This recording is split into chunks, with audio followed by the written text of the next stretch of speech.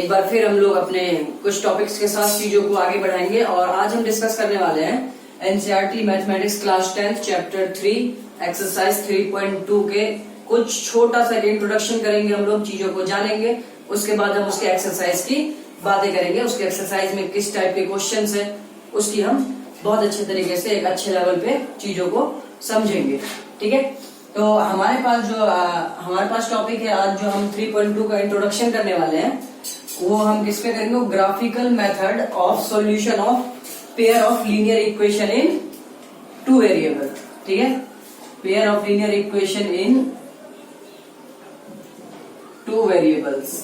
ठीक है, दो वेरिएबल्स के लीनियर इक्वेशन की बात करेंगे। ठीक है, और उससे पहले मैं आप लोगों से सबसे पहले एक छोटा सा रिकैपिचुलेशन लूंगा, पीछे की वीडियो की बात करूंगा जो हमने लास्ट टाइम चीजों को पढ़ा है एक्सरसाइज 3.1 को लेके। तो 3.1 में हमने क्या देखा था कि हमारे पास एक स्टेटमेंट था, एक बहुत अच्छा स्टेटमेंट दिया हुआ रहता था। उसको हमने क्या करा है, उसको हमने अलजेब्रिक रिप्रेजेंटेशन दिया। अलजेब्रिक रिप्रेजेंटेशन कैसे करते हैं हमने वो देखा, वर्ड को कैसे समझते हैं हम उस पर हमने बात की।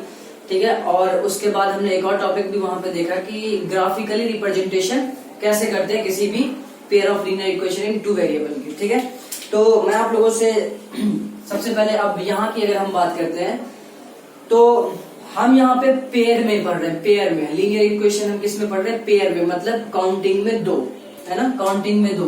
तो इसका मतलब ये है कि अगर मैं ग्राफिकली बात करता हूँ, ग्राफ की बात करता हूं, तो दो लीनियर इक्वेशन हमारे पास, मान लीजिए a1x plus b1 y plus c1 equal to 0, a2x plus b2y plus c2 equal to 0।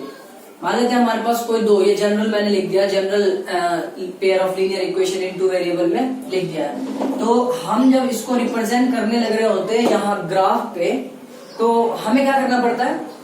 हम सबसे पहले क्या करते हैं, इसके कुछ सॉल्यूशंस फाइंड कर लेते हैं। क्या करते हैं? इसके हम एटलीस्ट दो सॉल्यूशन फाइंड कर लेते हैं इस पे रिप्रेजेंट करने के लिए। ठीक है, फिर इसको रिप्रेजेंट करते हैं, इसका सॉल्यूशन फाइंड करते हैं पहले।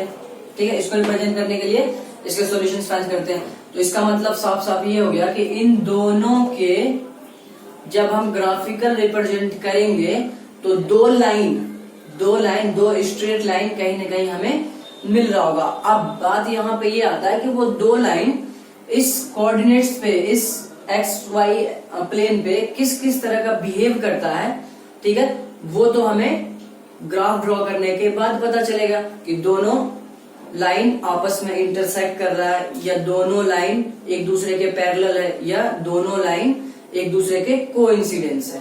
ठीक है, तो यहाँ पे हमारे पास कोई भी दो इक्वेशन की लाइन जब मैं एक्स वाई प्लेन पे ड्रॉ करता हूं तो वो तीन तरीके से बिहेव करता है। तो कौन कौन सा, मैं थोड़ा सा चीजों को अपडेट कर देता हूं। कौन कौन सा? या तो हमारे पास या तो ये लाइन होंगी L1, या तो हमारे पास ये लाइन होंगी L2। ठीक है, कहने का मतलब है कि या तो इस तरीके से बिहेव करेगा पहला, ठीक है, और अगर इस तरीके से नहीं कर पा रहा है तो पॉसिबिलिटी क्या बन के आती है, या तो इस तरीके से करेगा, कहीं पे इंटरसेक्ट नहीं करेगा, क्या करेगा, कहीं पे भी L1 L2 कहीं पे भी इंटरसेक्ट नहीं करेगा, ये दूसरा केस। और बाय चांस की अगर ये भी नहीं हो पा रहा तो तीसरा केस क्या बनता है हमारे पास कि ये लाइन, ये हमने एक लाइन स्ट्रेट लाइन ड्रॉ करा पहले का, मान लो कि दूसरे का भी यही कोऑर्डिनेट्स मिल गया, इसका मतलब ये इसी के ऊपर, तो ये हमारे पास तीसरा केस। तो हम यहाँ पे ये समझ रहे हैं कि कोई भी दो लीनियर इक्वेशन का जब हम ग्राफ ड्रॉ करेंगे तो वो तीन तरीके की पॉसिबिलिटी हमें रिप्रेजेंट करने को देता है। पहला हमारे पास या तो वो इंटरसेक्ट करेगा, तो इसी को हम क्या कहते हैं, इंटरसेक्टिंग लाइन। ठीक है, इंटरसेक्टिंग लाइन करेगा, या तो हमारे पास नॉन इंटरसेक्टिंग लाइन, क्या होगा, या तो non intersecting line, that means और करके हम इसको ये भी लिख सकते हैं, क्या, और करके हम ये भी लिख सकते हैं कि ये पैरेलल होगी। क्या होगी? पैरेलल लाइन होंगी, या इसको जो लाइन के ऊपर लाइन आ जाते हैं, जिसके कोऑर्डिनेट्स के ऊपर कोऑर्डिनेट्स दोनों दोनों इक्वेशन के एक ही लाइन अगर ग्राफिकली ड्रॉ हो रहा है तो हम कह देते हैं कि उस टाइप के, इसको हम क्या कहते हैं, कोइंसिडेंट, है ना, कोइंसिडेंट लाइन, क्या कह देते हैं, कोइंसिडेंट इंसिडेंट लाइन। ठीक है, तो बहुत बेसिक सी बात है, कोई दिक्कत नहीं इसमें। ठीक है, ये तो हमने अभी पीछे की बात करी एक छोटी सी। अब मैं चीजों को आगे लेके चलता हूं कि हमें क्या देखना है।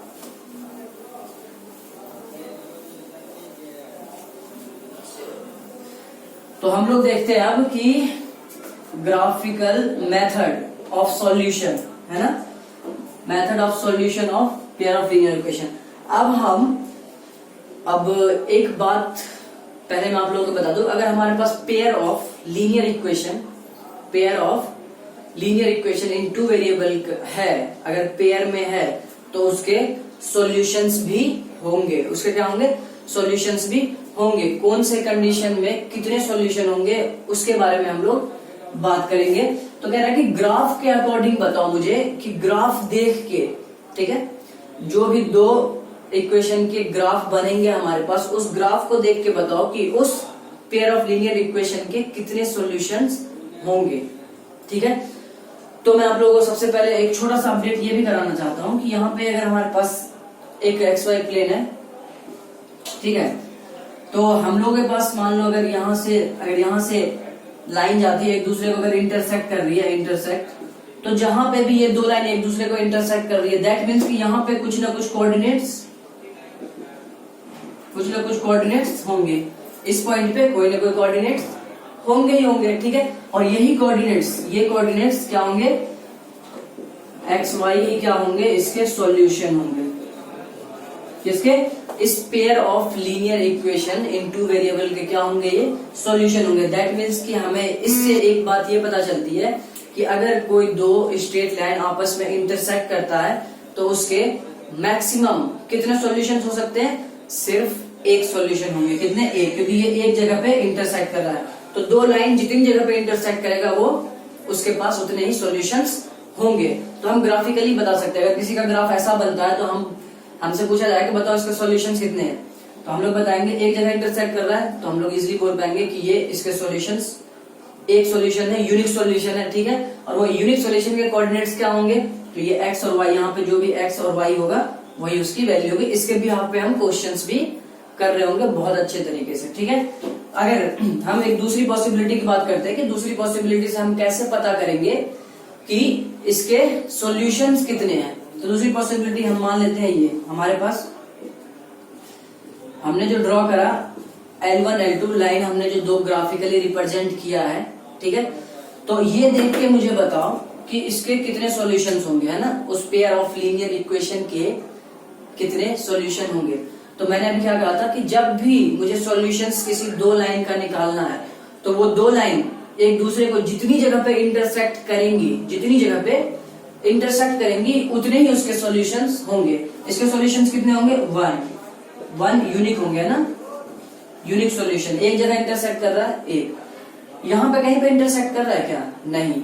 अगर किसी भी linear equation in two variable का, pair of linear equation in two variable का ग्राफ इस तरीके से पैरेलल लाइन बनता है, तो इसका मतलब ये होगा कि ये एक दूसरे को कहीं पे भी इंटरसेक्ट नहीं कर रहा है। और अगर इंटरसेक्ट नहीं कर रहा है ये दोनों लाइन, तो इसके सॉल्यूशंस कितने होंगे, नो सॉल्यूशन। क्या होंगे, नो सॉल्यूशंस। इसके कोई भी सॉल्यूशंस नहीं होंगे। क्यों नहीं होंगे, क्योंकि ये कहीं पे भी एक दूसरे को इंटरसेक्ट नहीं कर पा रहा। अच्छा, तीसरे कंडीशन की बात कर लेते हैं हम लोग। तीसरे कंडीशन हमारे पास, तीसरा कंडीशन कैसे आता है, या तो ये, ठीक है, ये एक लाइन है, फिर लाइन के ऊपर लाइन, कोइंसिडेंट है ना, लाइन के ऊपर लाइन आ गया तो ये हमारा कोइंसिडेंट। ये तीसरा केस हो सकता है। इस तरीके से ग्राफ बन सकता है pair of linear equation in two variable का। ठीक है, तो हम इसको देख के बताएंगे, इसको देख कर पूछा जाए कि इससे हम कैसे पता करेंगे कि उस पेयर ऑफ लीनियर इक्वेशन के सॉल्यूशंस कितने होंगे।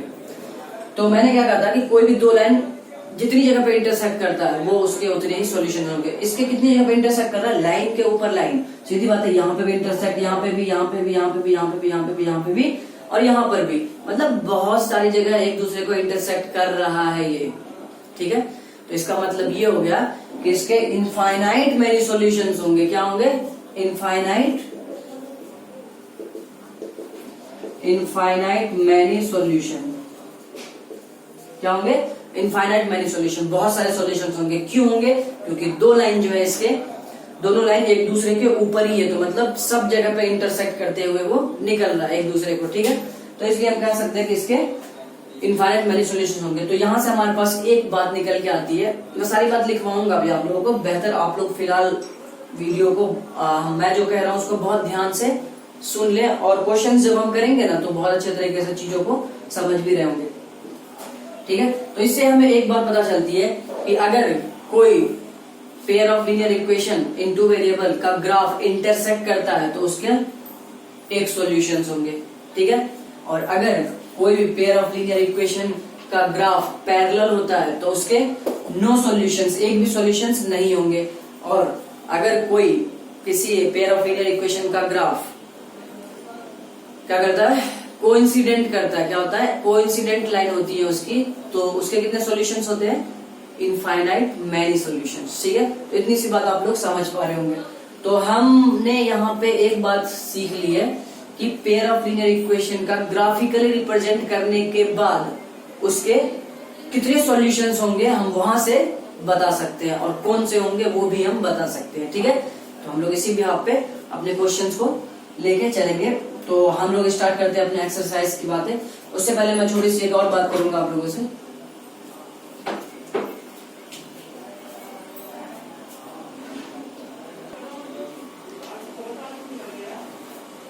तो हम लोग कुछ एक दो डेफिनेशन समझ लेते हैं इस एक्सरसाइज से रिलेटेड है। हमारे पास दो डेफिनेशन क्या होती है, अच्छा दो डेफिनेशन के बारे में थोड़ी सी बात करते हैं।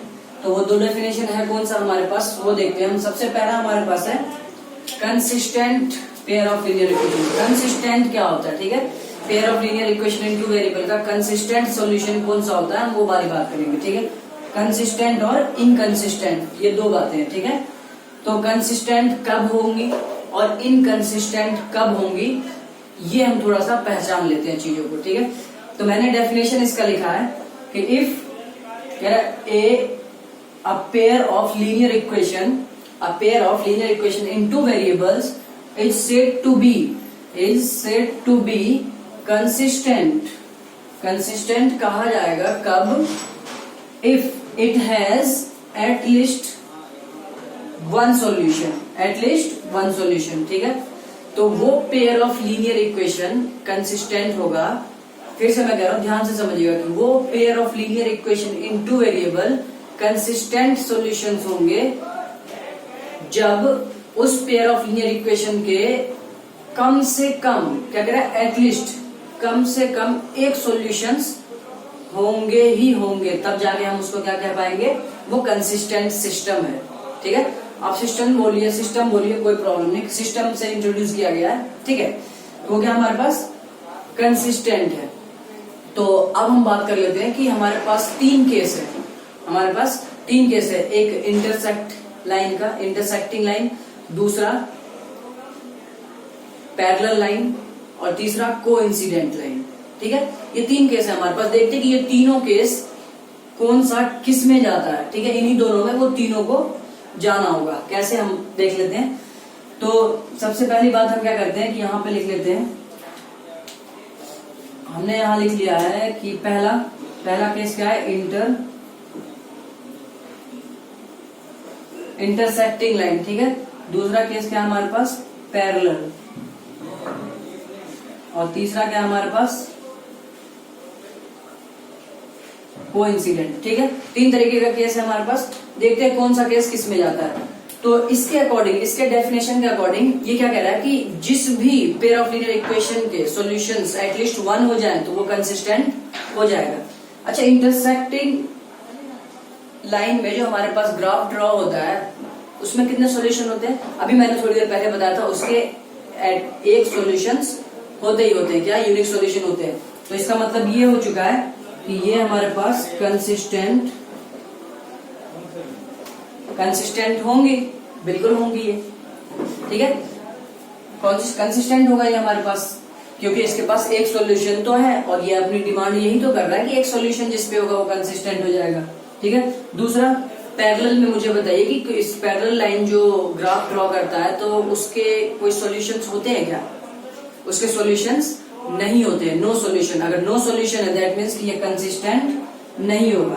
ये कंसिस्टेंट नहीं होगा तो क्या होगा, इनकंसिस्टेंट होगा। ठीक है, बेसिक बात। इसकी डेफिनेशन में पढ़ देता हूँ, यहाँ पे मैं फिर टिक लगा दूंगा बहुत अच्छे तरीके से।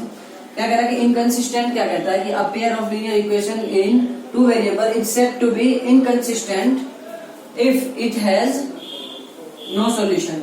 जिस भी सिस्टम के पास, जिस भी pair of linear equation in two variable के पास एक भी सॉल्यूशन नहीं होगा वो इनकंसिस्टेंट होगा। और वो किस केस में होगा, जब लाइन पैरेलल होंगे। ठीक है, इसका मतलब ये हमारे पास क्या है, इनकंसिस्टेंट।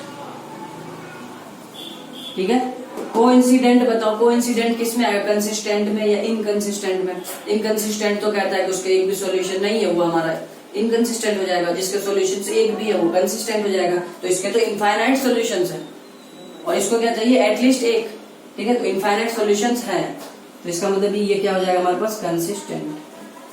तो हमने ये देख लिया कि दो केस हमारा कंसिस्टेंट में जाता है और एक केस हमारे पास इनकंसिस्टेंट में आता है। वो एक केस कौन सा है, पैरेलल लाइन का, और वो दो केस कौन सा है, इंटरसेक्टिंग लाइन और कोइंसिडेंट लाइन। ठीक है, तो इतनी सी बात आप लोग इन दोनों के बिहाफ पे समझ रहे होंगे। क्वेश्चंस इसके रिलेटेड हम लोग देखेंगे एक बार बहुत अच्छे तरीके से।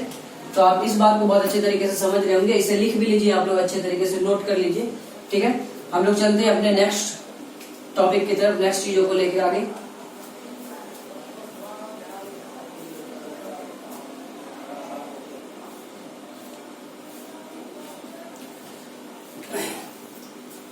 तो हम लोग अब ये देख लेते हैं कि हमारे पास अगर pair of linear equation in two variable given हो तो हम किस तरीके से उसके कांस्टेंट के बिहाफ पे, उसके कांस्टेंट के बिहाफ पे कैसे बता सकते हैं बगैर ग्राफिकली रिप्रेजेंट किए। दोनों इक्वेशन का बिना ग्राफिकली रिप्रेजेंट किए हम लोग कैसे बता सकते हैं कि वो जो है किस तरीके का ग्राफ वहां पे बनेगा। ठीक है, तो हम उसे पहचानने के लिए यहाँ पे कुछ छोटा सा एक पॉइंट हम ध्यान रखने वाले हैं। कैसे कि हमें पता है कि कोई भी दो पेयर ऑफ लीनियर इक्वेशन, कोई भी हमारे पास अगर लीनियर इक्वेशन का सिस्टम है, ठीक है, अगर उसे हम ग्राफ पे ड्रॉ करूंगा तो वो तीन तरीके से बिहेव करता है। या तो इंटरसेक्टिंग लाइंस होंगी वो, या तो पैरेलल लाइंस होंगी, या तो कोइंसिडेंट लाइन होंगी। ठीक है, तीन बातें होंगी, ये हमें पता है। ठीक है, ये तीनों कब कब होंगी ये हम इसके कांस्टेंट के बिहाफ पे बता पा रहे होंगे। कैसे, ध्यान से सुनिए कि अगर a1 upon a2 does not equal to b1 upon b2 आ जाता है, तो इसका क्या मतलब समझ में आता है कि अगर a1 upon a2 does not equal to b1 upon b2 अगर हमारे पास मिल जाता है कांस्टेंट, दोनों का रेशियो a1 a2 और b1 b2 का रेशियो अगर इक्वल नहीं होता है तो हम इजीली कह पाएंगे कि जो उनका ग्राफ रिप्रेजेंटेशन होगा ना वो कैसा होगा, वो इंटरसेक्टिंग लाइन होगा। और इंटरसेक्टिंग लाइन होगा तो उसके सॉल्यूशंस कितने होंगे, एक सॉल्यूशन, यूनिक सॉल्यूशन होंगे। तो इस बात को आप बहुत अच्छे तरीके से समझ रहे होंगे, कोई दिक्कत नहीं है। ठीक है, बात करते हैं पैरेलल लाइंस की। तो पैरेलल लाइन किस कंडीशंस में होंगे, ठीक है, कि अगर a1 upon a2 equal to b1 upon b2 does not equal to c1 upon c2। ठीक है, अगर ये कंडीशन हमें दिखती है और a1 b1 c1 कहां से हम उठाएंगे, given pair of linear equation से। ठीक है, अगर देखेंगे कि ये सारी कंडीशन फॉलो कर रही है यहाँ पे, तो हम लोग इजीली बोल पाएंगे कि इसका जो ग्राफिकल रिप्रेजेंटेशन होगा वो कैसा होगा, वो पैरेलल लाइन होंगी। ठीक है, और पैरेलल लाइन होंगी तो उसके सॉल्यूशंस कितने होंगे, एक भी नहीं। ठीक है, कोइंसिडेंट की बात करता हूँ कि अगर हमें कुछ ऐसा केस मिल जाए a1 upon a2 equal to b1 upon b2 equal to c1 upon c2, अगर हमारे पास ये वाला केस मिल जाता है, ठीक है, इसके अंदर, तो हम इजीली बोल पाएंगे कि ये ग्राफिकल रिप्रेजेंटेशन कैसा देगा, कोइंसिडेंट का। कोइंसिडेंट है तो इसके सॉल्यूशंस कितने होंगे, इनफाइनाइटली मैनी सॉल्यूशंस। ठीक है, तो इतनी सी बात है इसमें इंट्रोडक्शन के लिए। बहुत अच्छे तरीके से आप लोग इस बात को समझ पा रहे होंगे और इसको जब हम क्वेश्चंस में अप्लाई करेंगे ना तो और बेहतर तरीके से हम चीजों को वहां देख रहे होंगे और हम एक स्टेप्स में ही आंसर कहीं ना कहीं फाइंड कर पा रहे होंगे बहुत बेहतर तरीके से। ठीक है, तो आप लोग इसको बहुत अच्छे तरीके से ध्यान में रख लीजिए और इसको अच्छी तरीके से समझ भी लीजिए आप लोग। ठीक है, बाकी हम लोग एक्सरसाइज पे चलते हैं। ठीक।